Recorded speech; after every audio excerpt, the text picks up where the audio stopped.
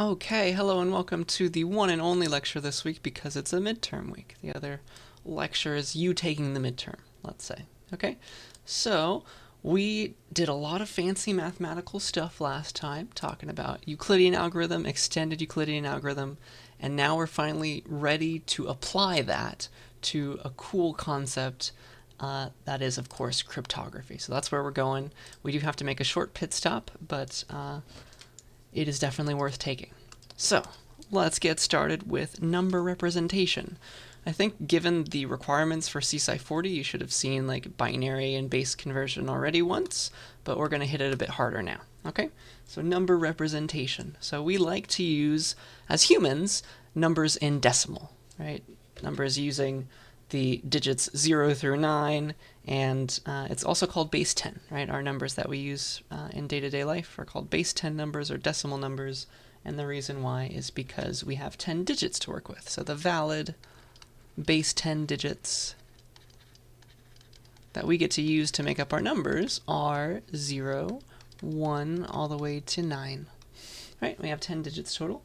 So yeah, those are our numbers, and yeah, I'm going to be talking about a bunch of different bases, and so some numbers can appear the same but look different, appear the same but actually be different, and so I'm going to use a subscript to specify which base I'm talking about. So like 4 then 2, I could have many different numbers written as 42 in a bunch of different bases. If it's the 42 that we know and love in decimal, I'm going to use a subscript of 10 to mean. This is what 42 in decimal is. So that's the 42, the 42 that we understand. So the reason I have to say that is because if we had base 5 then, following this pattern, what are the valid base 5 digits that you can make numbers out of? And that would be the set 0, 1, 2, 3, and 4. And you could make the number 42 in base 5, but it would not be the same as 42 base 10. Okay, there's going to be a difference there. And so that is why I'm going to have to use this subscript. Right? This is a much smaller number than this one. And we'll get there in just a second. So yeah, people think that we use base 10 because we have 10 fingers. So maybe if you were living in the Simpsons world, you would be writing your numbers in base 8. All right, so here are numbers. Like this is 42 base 5. Like what even is that? We don't know how to think about it as humans. So let me show you how to break down and convert numbers written in any base back to the decimal that we understand. So the way to do that is using this place expansion that I think you learned about in like elementary school or something. So this is going to work for decimal and any other number. So let me remind you of how to break down just a normal decimal number, 1,234, using that base 10 expansion. So remember this in school, like, what's 1,234 but 1 times 1,000 plus 2 times 100, that's the hundredths place, plus 3 times 30, or 3 times 10, excuse me. That's a weird looking 3 anyway, plus 4 times 1, technically, right? And then once you started learning about powers, what is that but 1 times 10 cubed plus 2 times 10 squared plus 3 times 10 to the 1 plus 4 times, we can still do times 10, but it's got to be times 10 to the 0, all right? And look at where the base appears in this expansion. If you follow that pattern, any base you can convert to decimal, all right? So yeah, the base b expansion for any base b is exactly what you would imagine it is. So let's, for example, take the number 1234 base 5. It's not going to be the same as 1,234 in decimal. Let's figure out what this is in decimal. All right. So this is how you convert from any base to decimal. All right. And so how do we do it? What is 1234 base 5? Notice that I don't say 1,234 because it's not that. What's that equal to? Well, following this pattern, just replace the base with 5 instead of 10. So this is the 5 times 0 place. Sorry, 5 to the 0's place. So this last digit, you usually work from right to left, right? This is going to be 4 times 5 to the 0, just like this one was 4 times 10 to the 0. And then we're going to add this digit, that's the 5 to the 1's place, plus 3 times 5 to the 1, plus 2 times 5 squared plus 1 times 5 cubed. So this is like the 25's place, the 125's place. And look at where the base appears. So like if this is a base 5 number, we're going to expand it using powers of that base, just like we were expanding this decimal number using powers of that base. Okay? And so if you do the math, this is apparently 1, 2, 3, 4 base 5 is the number 194 base 10. So that's how you convert from any base to decimal. That's how you go in this direction, from here to here. Hopefully that makes enough sense. So you can do that for any base. And of course, in computer science, we love bases that are powers of 2, especially base 2 itself. Base 2 is, of course, called binary. You have 2 digits to work with before you have to add a new place. You have 0s and 1s. And so, yeah, let's go through terminology. In a binary number, every digit, everybody's like, this is called a binary digit. Let me shorten that to just bit. So every digit in a binary number is called a bit. It's short for binary digit. And for example, let's take this number and convert it to decimal. So this is going to be 1 times 2 to the 0 plus another 1 times 2 to the 1 plus 0 times 2 cubed, 0 times 2 squared plus 0 times 2 cubed plus 1 times 2 to the 4th. That is the only other important one. So that is going to be 2, 4, 8, 16, 17, 18, 19 in decimal. All right, so that's how you convert that. I hope that makes sense. If you have 8 bits together, that is a amount of space. That's what we store inside of our computers. That's called a byte. So every 8 bits is a byte. So the smallest byte is 4 zeros, and the largest byte is, 8 zeros, and the largest byte is 8 ones. Okay. We do like more than just base 2. We also like base 8 and base 16 specifically.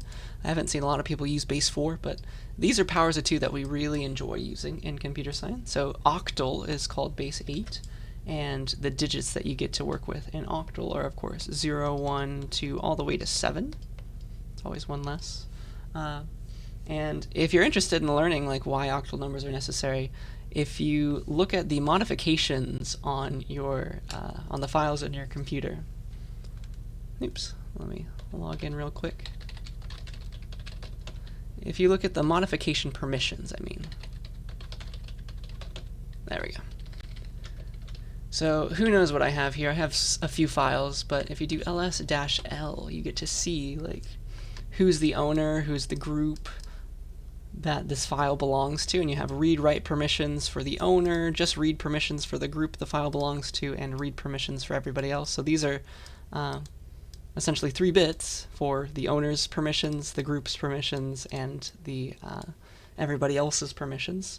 And you can change these modification bits using the chmod command. Look it up in the manual page with man chmod. But octal numbers are used to change these abilities. Like I can get rid of the read privilege here by putting an octal number 0. I don't know how much it tells you here, but change file mode bits. If you scroll down enough, I saw it talking about it here. You can give octal numbers like this to specify how you want your files to be accessed. All the privileges that you get to define on it as the owner. So yeah, that is one place that octal numbers are necessary. I can definitely go into more detail on that in office hours if you'd like, but that's the one place that comes to mind when I think about it, so that's why I'm telling you. So that's octal numbers, used still in computer science, but really it's base 2 and base 16 that are like the ones that we really like, the ones that we care about. Base 16 is a little weird in that, well, you have 16 digits. It's also called hexadecimal, or hex for short. You got those little Greek roots going on, hexa, deca, 6 and 10. So it's base 16, and that means you need 16 digits. So we have 0 through 9, that makes 10, but we need more. And so we start using letters. Doesn't matter if it's uppercase or lowercase, but A is the single digit in hex that stands for the number 10. B is the single digit that stands for the decimal number 11.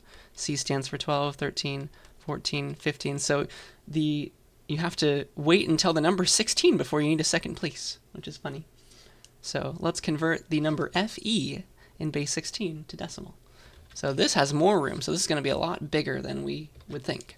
Okay, what is FE in base 16? So that's going to be what? Well, let's start from the rightmost digit. It's E times 16 to the 0. E times 16 to the 0, which looks weird, plus F times 16 to the 1. All right, what is that? But, well, F is 15, right? 15 times 16 to the 1 plus 14 times 16 to the 0, which is just 1. So that is going to be 15 times 16 plus 14, which, if you do the math, is 254 in decimal. So that's quite a big number. Only need 2 hexadecimal digits to represent it, though. That's pretty cool. And on computers, like it's hard to like specify, hey, I'm about to give you a decimal number rather than like this could have been a variable name.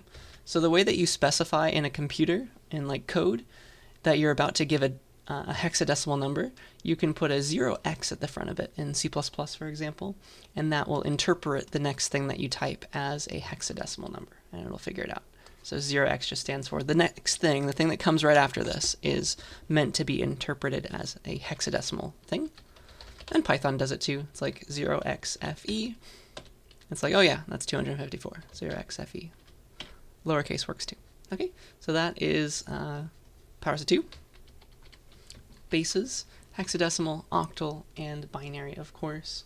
Yeah, let's get some examples, just conversion between arbitrary bases. So it's easy to go from any base to decimal. That's the easy direction. The hard direction is the other way. Any other base to decimal. All right, so let me show you how to do it.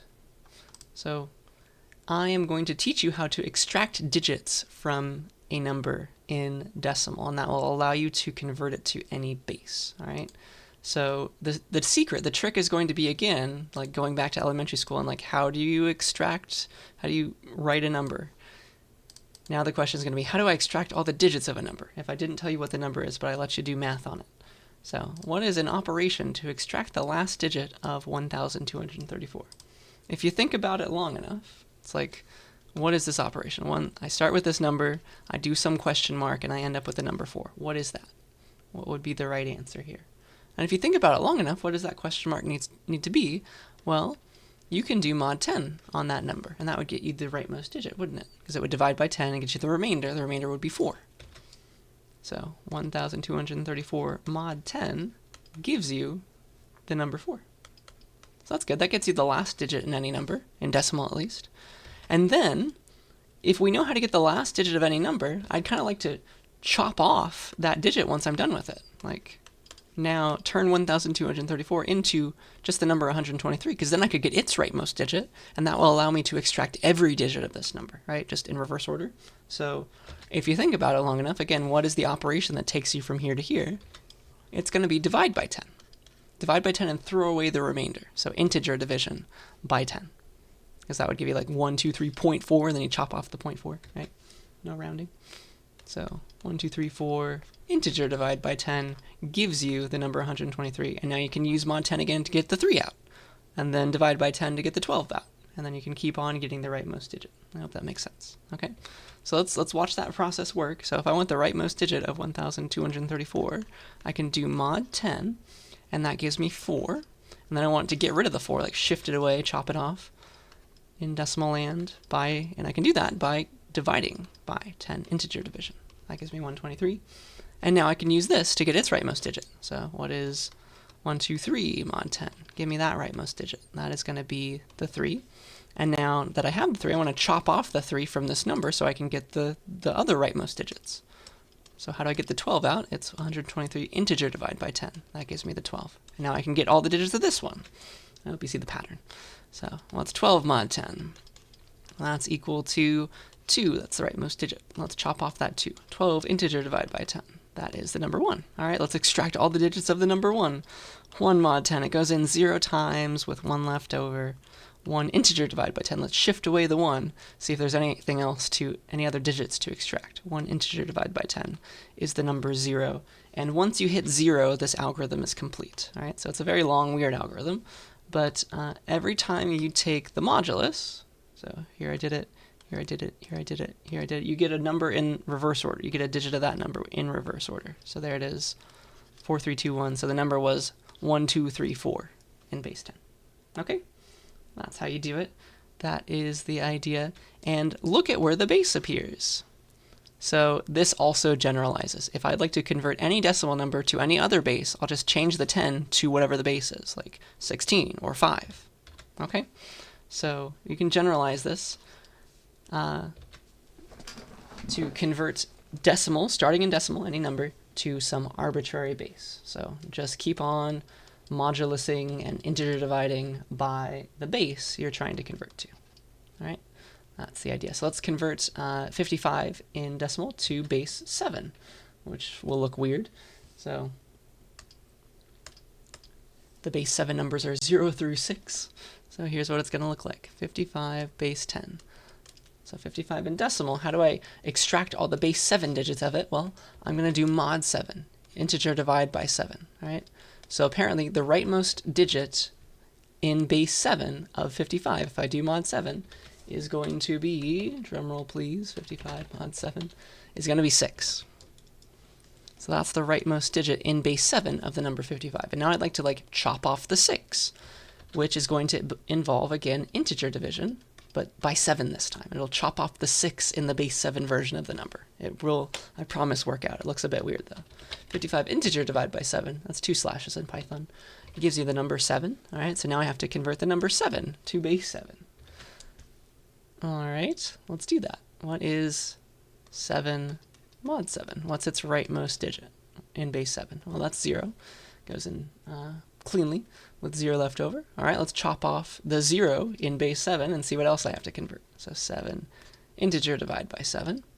That gives me 1, and now let's extract all the digits in base 7 of the number 1. 1 mod 7 equals 1, there's 1 left over, and then 1 integer divide by 7 to chop off that 1 that we just got out, see if there's anything left to convert. There is not. It gives me 0, so I'm done. So I got out a digit in base 7 in reverse order every time I took a modulus. So it's apparently the answer is 106 in base 7. 106 base 7 is the number 55 in decimal. And you can always check this. You can check that by converting it back.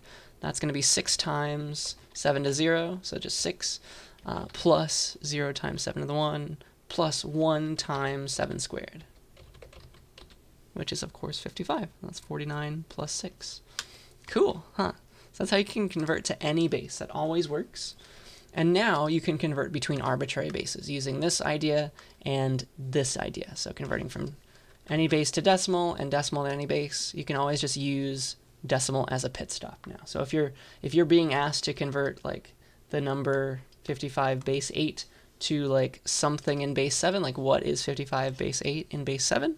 Well, you can go from this one, from any base to decimal, right? So figure out what that is in base 10. And then you can always go from decimal to base 7 using this idea on this slide, okay? So that's how you can convert to any base. Here you have a number in base 8, you want it base 7, go to decimal first, you know how to do that, and you know how to convert from decimal to any other base, right? So that's the process, and that's the idea, right? I'm going to give you a question on this in just a second, so hold tight. I have one more slide, though. So it's actually really easy to convert quickly. You don't have to go and do this full thing for certain bases when they're all powers of 2. So here's a trick, all right? Conversion between bases that are powers of 2. I'll show you some examples of going between binary and hex, but it works for binary and any other base as well. So binary and octal, binary and base 4. This idea will make sense, I hope. All right. So, yeah. Key ideas. These things are going to make this make sense. So let's commit these to memory. If you add a 0 in binary, that multiplies a number by 2. All right. So if you add a 0 in binary, this goes from the number 1 to the number 2 to the number 4 to the number 8. Every time you add a 0 at the end, you're multiplying a binary number by 2. And the reason this works is it's the same as if you're in decimal and you multiply a number by 10, you add a 0, right? So when you multiply by the base, you add a 0. Does that make sense? So adding a 0 in binary multiplies by the base. So it multiplies by 2. Just like adding a 0 in decimal is really multiplying by the base. So adding a 0 in binary multiplies by 2. That's important. And then adding a 0 in hex, what does that do? That adds 16 to the number, right? It multiplies a number by 16. Adding a 0 in hex multiplies a number by 16 using this idea. And what does that mean in binary, though? How do you multiply a binary number by 16? Well, that's adding 4 zeros. So here's the number 1. The number 16 is 1 with 4 zeros. All right? That's going to be the idea. So it's the one after this one. So you add 4 zeros every time you multiply by 16 in binary, which is what happens when you add a single 0 in hex. And that's because 2 to the 4 is 16. All right? And then the last idea is that every hexadecimal digit corresponds to exactly 4 bits. Maybe some of them have zeros at the front. Like the digit F is all ones. The digit E is 1 less 1, 1, 1, 1, 0, right? The digit 8 in hexadecimal is 1, 0, 0, 0 in binary, all right? And the other ones just have some zeros at the front. Like here's 1. You can convert that to 4 bits, of course, right? So this is like the hex 1. You can convert that to 4 bits, okay? And so every hexadecimal digit corresponds to some string of 4 bits. And with that in mind, you can essentially just read off digits when you're converting. All right? So here's the trick. Here's how you can convert DE to binary very, very quickly. All right? What is DE base 16 and base 2? All right? So if you think about this, like I'll just spell it out here, but we're going to notice a pattern. It's D0 plus E, right? That's what this DE number is. It's like this is the 16's, or this is the 1's place, this is the 16's place, D0 plus E. Well, what is D0? That's whatever D is times 16, because we added a 0 to it, D times 16, plus whatever E is, all right? And so that's going to be, well, what's D in binary? That's going to be 1101. And then if we're multiplying it by 16, it's going to be with 4 zeros at the end of that. Right? That's D0, that part. That's D0 plus E. What's that but 1110? This is binary arithmetic, by the way. Base 2, base 2. And notice how there's 4 zeros here, and there always was going to be because we multiplied by 16. There was 4 zeros there, and so really it's just these digits, and then these ones come in because you add it, and there's no carries or anything. So it's going to be, the final answer is whatever D was, 1101, and whatever E was next, 1110. That is the answer, all right? That is what DE is in binary. And so the idea is you just read off the digits. What is D? Convert that to 4 bits. What is E? Convert that to 4 bits. Because it's always going to work out. Just read off the digits.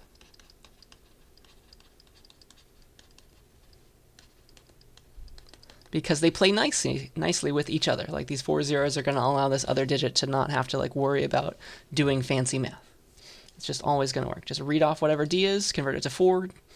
Remember to add some zeros if it's something that is small, and then read off whatever E is in 4 digits, 4 bits. All right, that's how you convert from hex to binary, and you can go backwards too, converting from binary to hex. So essentially, you're just picking out groups of 4 bits, starting with the rightmost 4. So if you want to convert this number to hex, you just start finding groups of 4 bits, because those are going to correspond to hexadecimal digits. This last one doesn't have enough, you just add a 0 at the front, right? Because what is this? What is this number but, well, the first 4 digits, 0, 1, 1, 1, with a bunch of zeros, plus the next 4 digits, 0, 1, 0, 0, with a bunch of zeros, right? Plus this last 4 bits. And together, what is this? Well, this is the number 7. 7, 7, 0, 0, essentially, plus base 16, plus this is 4. 4, 0, base 16, plus, what is this? 10, so A base 16. That's equal to 7, 4A base 16. So again, you can just read off bits. Like this is the digit A. This is the digit 4. This is the digit 7. Just convert those immediately. It all works out because of the powers, right? Nobody steps on anybody else's toes. You don't have to carry when you're adding or anything. You can just read off the digits in one way or the other direction. Okay? So just find groups of 4 bits if you're converting to hex, because every hex digit corresponds exactly to 4 bits, and vice versa. So DE, again, you can just read it off. What is D in 4 bits? What is E in 4 bits? And just put them right next to each other. And that really will give you the answer. Okay? So, with that in mind, it's probably easier to show you an example. So I'm going to force you to try it first, and then I'll show you my answer. So convert this number, 55 base 10, to binary, hex, octal, and base 5. So I think you can use my idea from the previous slide to do all these very quickly, and then base 5 has nothing to do with the others, so you'll have to do that one separately too. Okay? So try and do this as efficiently as possible. And assuming you gave it a good try, let's talk about it. So converting 55 to any of these, well, let's figure out how it works. I guess, honestly, the second you do one of these, you have all the others from the trick that I showed you. Let's convert it to binary just to get practice. But probably the easiest direction might have been a bigger base. So 55, how do I convert that to binary? Well, I'm going to do mod 2 a bunch of times. 55 mod 2 is, well, it's an odd number, so it's a 1. There's a 1 digit there. Let's shift away that 1 in binary by integer dividing by 2. And that's going to be 27. 27. And now let's convert 27 to binary by doing the same process. 55 integer, or mod 2, sorry, 27 mod 2. That's the new number we're working with. Well, that's again an odd number, so there's a 1 there. And then I'm going to get rid of that 1 in binary by integer dividing 27 by 2. And that is 13, because it's 13.5. So now we convert 13 to binary. 13 mod 2 is 1, because it's odd still. 13 integer division by 2, that is going to be 6. All right, now we convert 6 to binary. Finally, we have an even number, so we get a 0 here. 6 integer divided by 2 is 3. 3 mod 2, we convert the 3 now to binary. So that's going to be a 1. 3 integer divided by 2, that is also 1. 1 mod 2 equals 1. And then 1 integer divided by 2 to shift that away is finally 0. So that completes the process. And every time I took a modulus, I got a digit. So here, here, here, here, here, and here. It's a very long number in binary, of course, because you only have zeros and ones to work with. So it's 1, 1, because it's backwards, right? 1, 1, 0, 1, 1, 1. All right? So, in binary at least, it is 1, 1, 0, 1, 1, 1, base 2. And now the rest are very easy, right? Hexadecimal, very easy. It's just groups of 4. So that is the digit for 4, 5, 6, 7. And this is the digit for, if you add some zeros, 3. So it's just 3, 7. Base 16. Immediately you can do that. And then octal, if you got the idea, if you got the trick, every octal digit is 3 bits. That corresponds to 2 to the power of 3. So every 3 bits is a new octal digit. This is 111, so 7. 7 on the right here. And this is 110, so 6. So this number 55 is 6, 7 in octal. And you can check all of these, of course. And then base 5 has nothing to do with any of these other bases, so you kind of have to do that one yourself. So again, we can do it, and I'll use a different color again. You can play this game of 55 mod 5, get its rightmost base 5 digit, so that'll be 0. 55 integer divided by 5 is 11, and then what is 11 mod 5? Well, that's 1 left over. What is 11 integer divided by 5? There's 2. What is 2 mod 5? That is 2. And then what is 2 integer divided by 5? That's finally 0, so we're done. All right, so again, every time I took a modulus, I have a digit in reverse order, so I have 2, 1, 0. That's going to be the answer. 210 base 5 is the decimal 55. And you know how to go in the other direction, so it's very easy to check all of these on a test. I hope that you will remember that. Okay? So, yeah, that's the example. Please yell at me if that's not making enough sense. If you forget this rule, you can just remember the hard way. You can always go to decimal first and get to any base. Okay? That's the idea. So, this was just a trick to make it slightly faster for certain bases. All right. So with that little brief pause, I'm ready to get into cryptography in the remaining slides. I'm super excited. Let me just set the scene for you. We have a bunch of different new terms to talk about, but after that, oh man, you're going to see something cool. So yeah, let's talk about cryptography. How are we doing on time? Just fine. Okay, so in cryptography, you're trying to like garble stuff, right? You're trying to make sure that only the people you want to like read your letter are the people it's intended for. All right, so here is the scene. You have a sender, that's the person who wants to send something. We call that thing a message. We want to send a message from the sender to the receiver, to some receiver, and we want to make sure that only the receiver can get that message out. Nobody else can understand it. All right, so how do we do it? We are going to encrypt it. All right. Encryption is just that idea of garbling a message so that it looks weird and nobody else other than the receiver can understand it. All right. So the unencrypted message that the sender starts with, of course, is called the plain text. Then they need to write a message first. And then the encrypted message, after you encrypt it, that's called the ciphertext. All right. So here's the scene.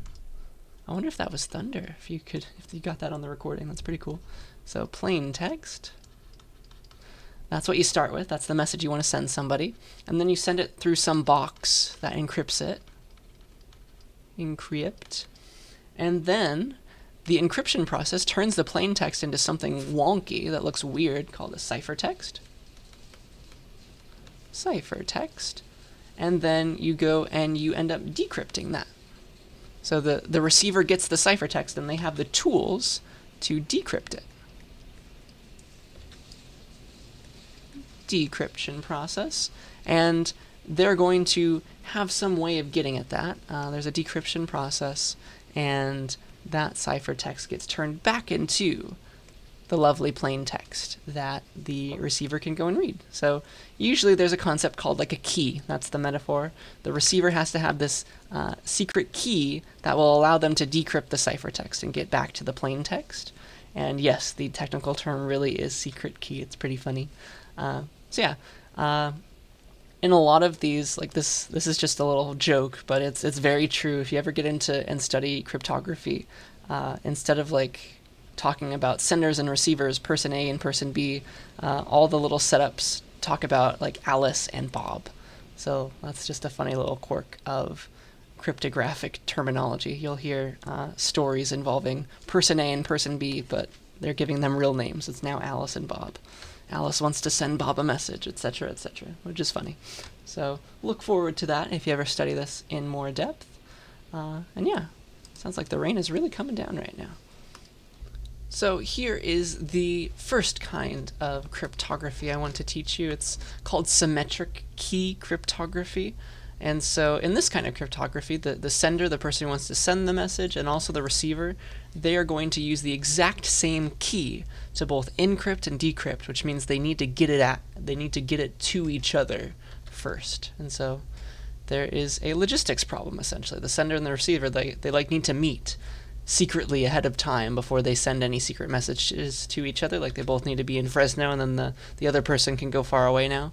They need to exchange that key somehow, or they could like communicate over some other already secure channel if they have that.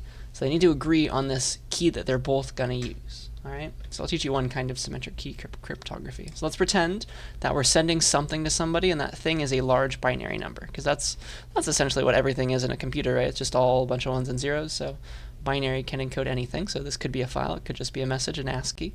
It does not matter, because binary does everything. So let's pretend we have some large binary number to send to somebody, and we're going to do it using a key that is called a one-time pad. All right, so if we have a message, here's our message that we want to send to somebody, to the receiver, and that message is like 50 bits long, then we're going to give them, our key is going to become, it's called a one-time pad, it's going to become a random string of 50 bits, essentially. You give your one-time pad is the same length as the message you want to send. So if your message is 50 bits, you're going to generate 50 random bits, and that's your pad. All right? It's a type of secret key that is absolutely uncrackable, which is very fun. to think about. It's going to be the same length as the message, and you both have to agree and exchange it ahead of time. All right? And here's how you do it. So the one-time pad is going to be the same length as the message.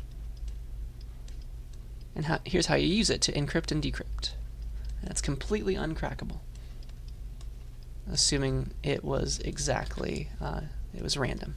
So here's how you do it. You use exclusive OR. You use the exclusive OR operation to both encrypt and decrypt. So you can XOR the plain text with your one-time pad, and that becomes your ciphertext. And then if you do it again with the ciphertext, like the other person's doing it with their version of the ciphertext, then you get the plain text back, which is very fun. So here's the idea. Let's encrypt this message, 101100. So it's 6 bits, and so we need a one-time pad of also 6 bits. And let's pretend that our random string of bits, that is our one-time pad, is 111000. All right? So here's our message. We start with that, 101100, and we're going to encrypt it using exclusive OR with the one-time pad. All right? So nobody else knows this but us, 111000, and here's what we get back. Exclusive OR, well, they're the same, so it's a 0. They're different, so it's a 1. Same, so it's a 0. Different, so it's a 1. 0, 0. So that, now, this number is all garbled, and it's our ciphertext. Ciphertext. All right? And then the other person is going to get the ciphertext, and they're going to try, and the receiver is going to try and decrypt it. So 010100, and look at the magic of exclusive OR. If you do it all over again with the same number, 111000, that key, that one-time pad that they agreed on, watch what happens. Ooh, these are different, so now it's a 1. Same, so it's a 0. Different, so it's a 1. Different, so it's a 1. And same, so 0, 0. And what do you know? This is the same as the original message. All right, so let's call it the, that is one type of symmetric key cryptography using a one-time pad and an exclusive OR cipher. Okay? It is uncrackable as long as nobody heard you exchange this key. That's fun. That's how you can encrypt stuff if you wanted to. It's symmetric key cryptography, where you both have the same key. But again, the issue is you have to meet with the receiver ahead of time to agree on this key. There are ways, though, fancy mathematical ways, that allow you to get around that and not have to exchange a secret key. You can just imagine that your channel is always being eavesdropped, and everybody can see what you're doing. There's a way to still encrypt stuff and have it only be understood by your receiver. So this is cool. It's called RSA. This is one type of it. It's named after the 3 people who came up with it, and it's just their last names in some order. All right. So here's what RSA is. It's a type of public key cryptography. So everybody has 2 kinds of keys. One is called a public key that they share with the world, and the other is called a private key that they keep to themselves and they never tell anybody else about. All right. So this doesn't require any key exchange.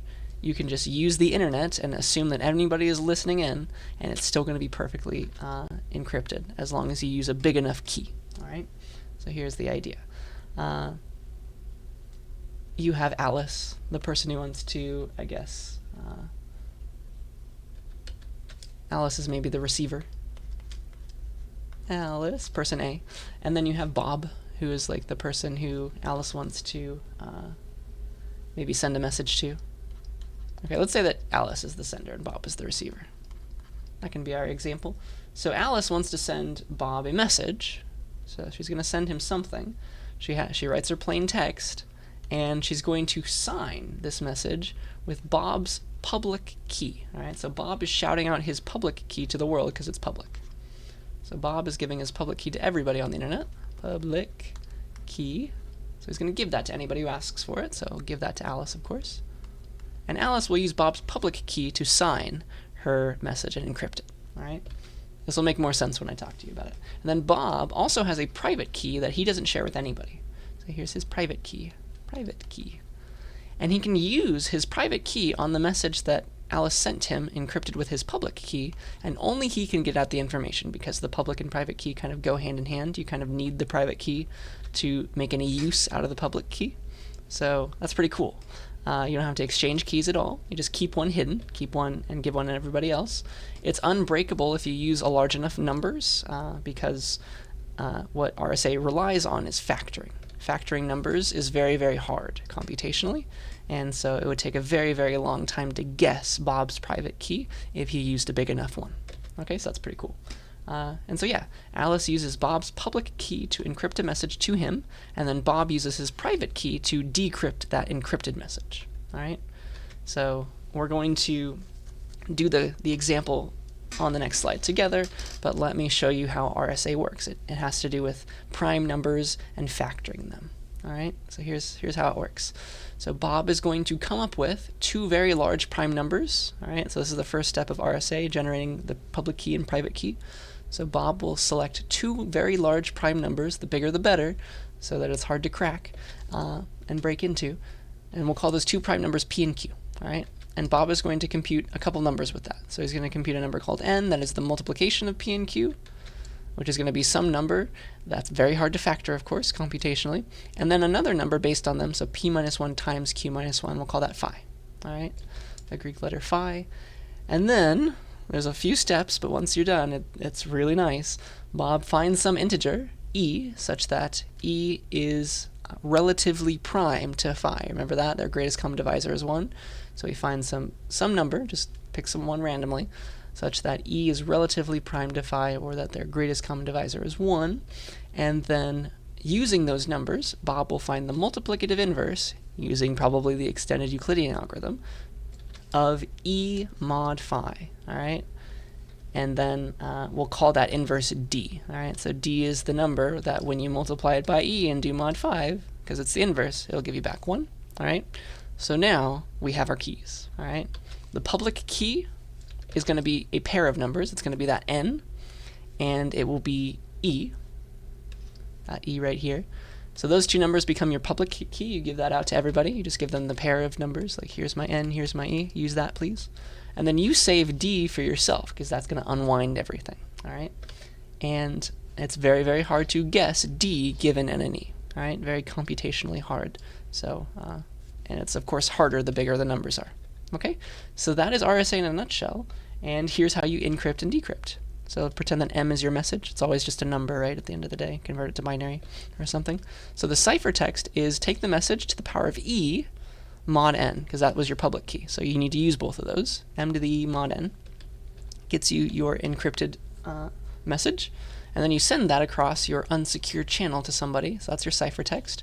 Then Bob at the other end can use his private key on the ciphertext, take c to the power of d mod n, and that will give you the original message back. Isn't that cool? So yeah, that's the idea. That's encryption, decryption, that's RSA. It's very hard to factor these numbers, so it's very hard to break this encryption if you use numbers big enough. And it just so happens that all of the internet is powered by RSA. If you click the little lock icon, it's like more information about why this is a secure connection. If you view the certificate, it's like algorithm RSA. This is used everywhere, and the key size is 2048 bits. Isn't that cool? So yeah, that's why we should understand it. It's important to learn it. So this is how you come up with a public key and private key. That's how you encrypt and decrypt a message. Let's do this example now. All right. So let's pretend that we picked our random giant prime numbers, and we'll keep them small for this example. Let's pretend that P and Q are 23 and 29. So based on that, what are n and phi? And now you can do, of course, your lab in full. You have this slide. So what's n and phi? N is p times q, and phi is p minus 1 times q minus 1. So n is equal to pq, which is equal to, let's go to Python.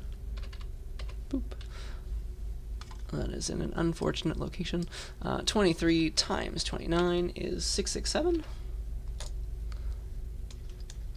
And then phi is equal to n p minus 1 times q minus 1.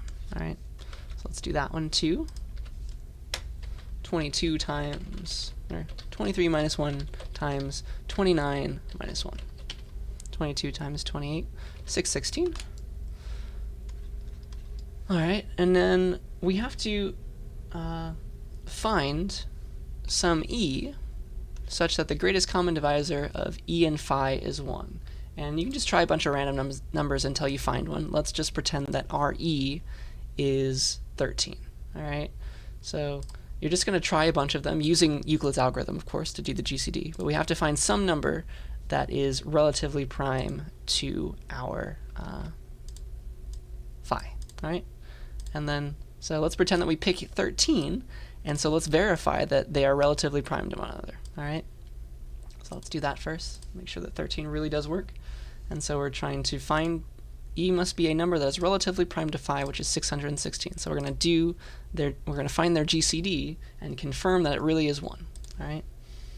So 616, GCD of 616, and the number 13. Let's confirm that that is 1, and that is a good choice for E, all right? So what's 16 mod 13? You remember the algorithm? 5. What's 13 mod 5? Goes in, leaves 3 left. What's 5 mod 3? 2 left. 3 mod 2. 1 left. So yes, the answer is 1. The GCD really is 1. That's cool. That's perfect, because once we have a number whose GCD is 1, we can find the multiplicative inverse as well, right? Multiplicative inverse of E mod phi, and we're going to call that D, okay? So let's find the multiplicative inverse of E mod phi using this knowledge, right? Remember that E is 13 and phi is 616. So, all right, we're going to make our equations. What is 1 involving 3 and 2, all right? So 1 was equal to 3 minus 2, yeah? And then 2, we're going to solve for that in terms of 3 and 5. 2 is equal to 5 minus 3. That's pretty easy, cool. Then 13, and, oh, sorry, 5, excuse me. 5 involving 13 and 616. Oh no, this one first. 3 involving 13 and 5. That was the one I missed. So 3 is equal to 13 minus 2 times 5, right? Because it goes to 10. And then 5, finally, solve for that in terms of 616 and 13. And so there's going to be 5 is equal to 616 minus what times 13? Well, we can figure that out with some division, right? 616 mod 13, so 616 integer divided by 13. Looks like it's 47 times. 47 times 13. With 5 left over. All right, so that's how you solve for those equations, right? And now we're going to keep plugging them back in. So you start with the first one, 1 equals 3 minus 2, and then plug in the next one for it. What's 2 but 5 minus 3, right? So 1 instead of 3 minus 2, 2 is 5 minus 3, so minus 5 minus 3. And we're going to keep on plugging and chugging now. So how many 3s? It looks like there's 2 3s, because this minus becomes a positive. 2 3s minus 5. But now we can plug in the next equation. What is 3 but this? All right, and oops, I wrote 10 instead of 5, because 2 times 5 is 10. Excuse me. So that's supposed to be a 5 there. Sorry. So what is 3? So 2 times, what is 3 but this? 13 minus 2 times 5. And again, minus the 5 that was there before. And so, all right, we have 13s and 5s now. How many 13s? It's 2 times 13. And then how many 5s? So minus 4, minus 5. Minus 5 5s. Okay, and then we're just going to keep going with that. What is 5 but this giant thing? So 2 times 13 minus 5 times, well, 5 is this. 616 minus 47 times 13. It's a bit ugly, but that's okay. We can still do it. So, all right, how many 13s? This is going to get fun. Let's see, I have 2 13s here, and then it's going to be plus 5 times 47 13s. Oh, man. All right, so good thing we have Python for this. 2 plus 5 times 47. So it looks like it's 237 times 13. When the numbers get big, so do these coefficients. Sorry, 237 times 13, and then minus 5 times 616. So now we have our equation. 1 is equal to this linear combination of the original 2 numbers, 13 and 616. And what were we actually trying to do here? Or we want the multiplicative inverse of E mod phi. So we're going to take mod phi of both sides of this equation. Like here's the It's the left side, here's the right side, so we're going to do mod phi, and so the 616, any multiple of that goes to 0, of course.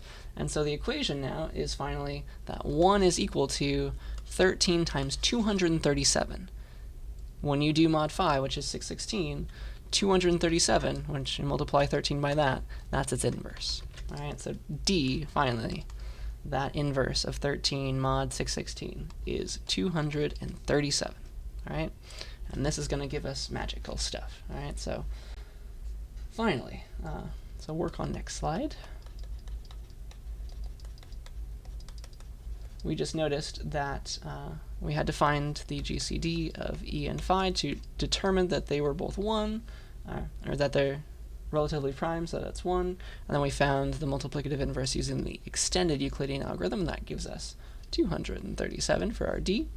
And now let's pretend here's our message. We're trying to send the number 515, pretend that's some long message, to our receiver, and here's how we decrypt it. We're going to compute ciphertext is equal to m to the e mod n. C is equal to m to the e mod n, which is equal to 515 to the power of 13. That's what our e was. And then mod n, which is 667. And this will give us our ciphertext. So what is this? But, well, 515 to the 13, that's pretty large, very large number. And then we shrink it back down with 667. That's 265, and this is our ciphertext. That's what we send to the other person, and nobody else can get it unless they guess the right private key, which is very hard to do if the numbers are large. Of course, this one's easy. But you'll be using much larger numbers, 2048 bits, like the Canvas page was telling us. And so now, taking the ciphertext, we can decrypt it. What is the original message, but C to the D mod n, using our private key. So plain text is equal to C to the D mod n again. And so that's 265 to the power of 237 mod 667. And so even with these small numbers, like the answers are going to be, the intermediate work is huge. 265 to the power of 237. That is a very long number, right? But you can do that more efficiently if you just keep doing mod every time. And then we want all that mod 667. And what do you know? We get back the original message, the unencrypted plain text, 515, exactly what was meant for us. That is how you do encryption with RSA. All right. Obviously, the numbers are much larger, and so you have better guarantees, because it's very easy to factor 667 into its 2 primes. But you can imagine that I give you a huge, huge number with several digits, like hundreds of digits. Very, very hard to figure out which 2 prime numbers made that. Okay. And that is what RSA is banking on. It's very, very hard, unless quantum computing becomes efficient ever, to do that, right? Because it's very hard to factor numbers with non-quantum computers. Okay, so this is a fun little topic, and this allows us to encrypt stuff without having to trust the channel that we're using. Like, we are now encrypting information as we send it to Canvas, for example, even though like Comcast has the ability to look at all of our internet traffic. Even though I'm sending all this data to Canvas through Comcast's pipes, it's all encrypted with a public and private key, and that allows us to, me and Canvas, to transfer information to each other, and Comcast has no clue what we're talking about. So that's what RSA is good for, and yeah, these 2 boxes, I think, will allow you to finally go and implement your lab to completion. So yeah, that's all, and yell at me if you have any questions about anything. We have now made it through number theory and encryption. So good luck on your exam, and I'll see you next time.